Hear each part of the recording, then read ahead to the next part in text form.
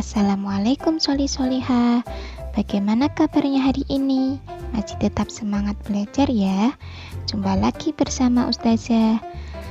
Kali ini kita akan belajar pada tema 7 kelas 4 Indahnya Keragaman Negeriku, subtema 1 Muatan pelajaran Bahasa Indonesia. Simak video selengkapnya sampai akhir ya. Pada subtema 1 ini yaitu tentang keragaman suku bangsa dan agama di negeriku. Tahukah kalian jika di negara kita Indonesia ini terdapat banyak sekali suku bangsa, di antaranya yaitu suku Gayo, suku Baduy, suku Ambon, suku Batak, suku Minang, suku Jawa, dan masih banyak yang lainnya lagi. Selain keragaman suku bangsa, di negeri kita Indonesia ini juga terdapat beberapa agama, di antaranya yaitu agama Islam, Kristen, Hindu, Buddha, dan Konghucu. Pada subtema 1 ini kita akan belajar tentang yang pertama, menemukan informasi dalam teks. Kedua, menggali informasi teks melalui ide pokok. Yang ketiga, menyajikan informasi teks dalam bentuk peta pikiran.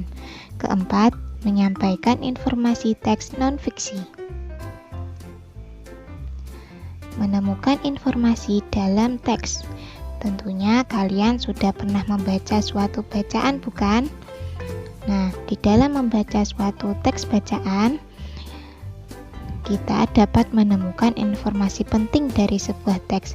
Kalian sebaiknya memperhatikan hal-hal berikut.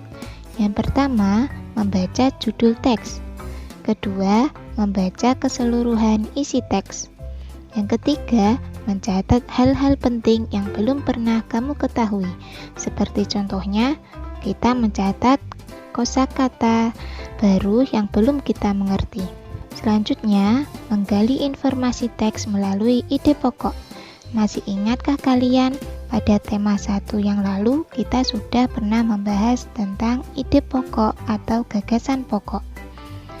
Suatu teks mengandung beberapa informasi penting yang ingin disampaikan penulis kepada pembacanya.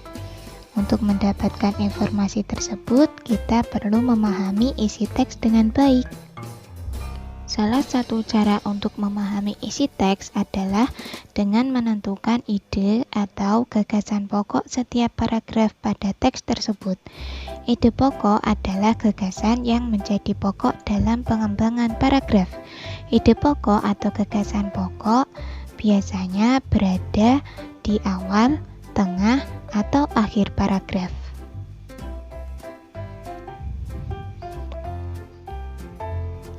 Menyajikan informasi teks dalam bentuk peta pikiran.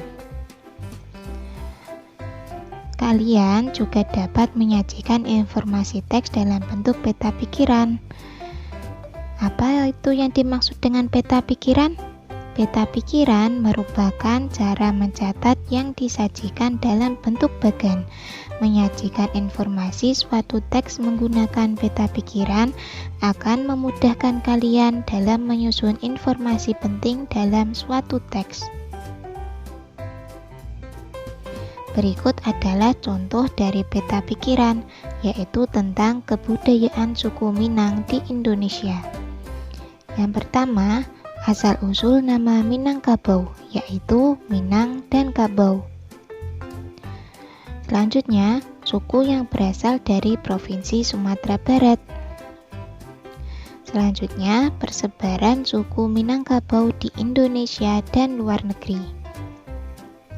Dan yang terakhir, profesi dan keahlian suku Minangkabau di Indonesia. Menyampaikan informasi dari teks non-fiksi. Apa itu pengertian teks non-fiksi?